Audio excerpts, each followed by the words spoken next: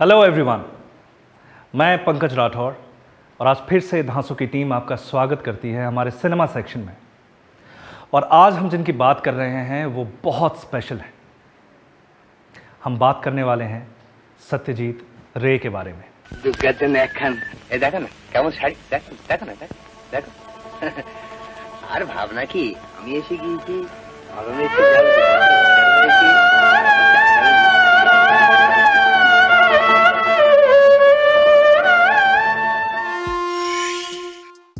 फिल्मी पर्दे पर गढ़ी गई कहानी और पर्दे के पीछे की दूरगामी सोच जिसे दर्शक नकारने की कोशिश भी ना कर सकें। ये सब खासियत उस शख्सियत की है जिसे बहुत कुछ कहा जाता है। बहुत कुछ मतलब समझो बॉलीवुड जगत का माई बाप, और नाम सत्यजीत रे। सत्यजीत रे को गए 1/4 सदी से भी ज़्यादा का वक्त हो चला है, लेकिन सिनेमा पर उनकी छाप खत्म नहीं हुई है। श्याम बेनेगल से लेकर अपर्णा सेन, विशाल भारद्वाज, दिवाकर बैनर्जी और सुजॉय घोष तक तमाम नामचीन निर्देशकों पर उनका असर देखा जा सकता है। इस लिहाज से सत्यजीत रे और उनका काम कालजयी है। तब के कलकत्ता और आज के कोलकाता में 2 मई 1921 को पैदा हुए सत्यजीत रे 3 साल के ही थे जब उनके पिता सुकुमार रे का निधन हो गया। मां सुप्रभा रे ने इसके बाद बहुत मुश्किलों से उन्हें पाला। प्रेसिडेंसी कॉलेज से अर्थशास्त्र पढ़ने के बाद आगे की पढ़ाई के लिए सत्यजीत शांति निकेतन गए और अगले 5 साल वहीं रहे। इसके बाद 1943 में सत्यजीत फिर कलकत्ता आ गए और बतौर ग्राफिक डिजाइनर काम करने लगे। इस दौरान उन्होंने कई मशहूर किताबों के आवरण यानी कवर डिजाइन किए, जिनमें जिम कॉर्बेट की मैन ईटर्स ऑफ कुमाऊं और जवाहरलाल नेहरू की डिस्कवरी ऑफ इंडिया शामिल है। 1928 में छपे विभूति भूषण बंदोपाध्याय के मशहूर उपन्यास पाथेर पांचाली का बाल संस्करण तैयार करने में सत्यजीत रे ने अहम भूमिका निभाई थी। इसका नाम था ओम अंतर्भेपु, आम के बीज की सीटी। रे इस किताब से बहुत प्रभावित भी हुए थे। उन्होंने इस किताब का कवर तो बनाया ही, इसके लिए कई रेखा चित्र भी तैयार किए, जो बाद में उनकी पहली फिल्म पाथेर पांचाली के खूबसूरत और मशहूर शॉट्स बने।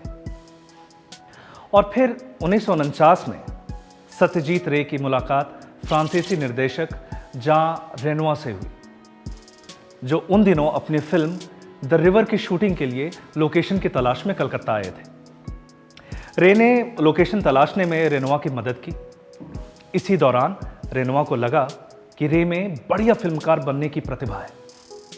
उन्होंने ये बात कही भी, और यहीं से रे के मन में फिल्म निर्माण का विचार उमड़ना घुमड़ना शुरू हुआ। 1950 में रे को अपनी कंपनी के काम से लंदन जाने का मौका मिला। यहां उन्होंने ताबड़तोड़ फिल्में देखी।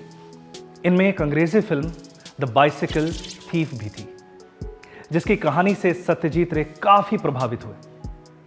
भारत वापस लौटते हुए सफर के दौरान ही उनके दिमाग में पाथेर पांचाली का खाका खींच चुका था। एक नौसिखिया टीम लेकर 1952 में सत्यजीत रे ने फिल्म की शूटिंग शुरू की। एक नए फिल्मकार पर कोई दांव लगाने को तैयार नहीं था, तो पैसा उन्हें अपने पल्ले से ही लगाना पड़ा। लेकिन यह जल्दी खत्म हो गया और शूटिंग रुक गई। रे ने कुछ लोगों से मदद लेने की कोशिश की, लेकिन वे फिल्म में अपने हिसाब से कुछ बदलाव चाहते थे, जिसके लिए रे तैयार नहीं थे। आखिर में पश्चिम बंगाल सरकार ने उनकी मदद की और 1955 में पाथेर पांचाली पर्दे पर आई। इस फिल्म ने समीक्षकों और दर्शकों दोनों का दिल खुश कर दिया। कोलकाता में कई हफ्ते हाउसफुल चली इस फिल्म को कई राष्ट्रीय और अंतर्राष्ट्रीय पुरस्कार मिले। इनमें फ्रांस के कांस फिल्म फेस्टिवल में मिला विशेष पुरस्कार बेस्ट ह्यूमन डॉक्यूमेंट भी शामिल है। इसके बाद 3 दशक से भी लंबे समय के दौरान सत्यजीत रे ने करीब 3 दर्जन फिल्मों का निर्देशन किया। इनमें पारस पत्थर, कंचनजंगा, महापुरुष, अपूर संसार, महानगर, चारुलता, अपराजितो, गोपी गायन, बाघा बायन शामिल है। 1977 में उनकी एकमात्र फिल्म शतरंज के खिलाड़ी आई और 1991 में प्रदर्शित आगंतुक सत्यजीत रे के सिने करियर की आखिरी फिल्म थी। अपने अतुलनीय योगदान के लिए सत्यजीत रे को कई प्रतिष्ठित सम्मान मिले। 1978 में बर्लिन फिल्म फेस्टिवल की संचालक समिति ने उन्हें विश्व के 3 सर्वकालिक निर्देशकों में से एक के रूप में सम्मानित किया। भारत सरकार की ओर से फिल्म निर्माण के क्षेत्र में विभिन्न विधाओं के लिए उन्हें 32 राष्ट्रीय पुरस्कार मिले। सत्यजीत रे दूसरे ऐसे फिल्मकार थे जिन्हें ऑक्सफोर्ड यूनिवर्सिटी द्वारा डॉक्टरेट की उपाधि से सम्मानित किया गया।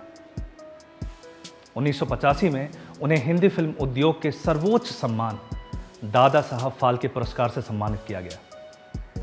1992 में उन्हें भारत रत्न भी मिला और Oscar honorary award for life time achievement भी। हालांकि काफ़ी बीमार होने की वजह से वो इसे लेने खुद नहीं जा सके थे। सत्यजीत रे फिल्म निर्माण से जुड़े हर काम में माहिर थे। इनमें पटकथा, casting, background music, art direction, editing, ये सब शामिल है। यानी वो एक तरह से चलता फिरता फिल्म संस्थान थे। फिल्मकार के अलावा वो कहानीकार, चित्रकार और फिल्म आलोचक भी थे।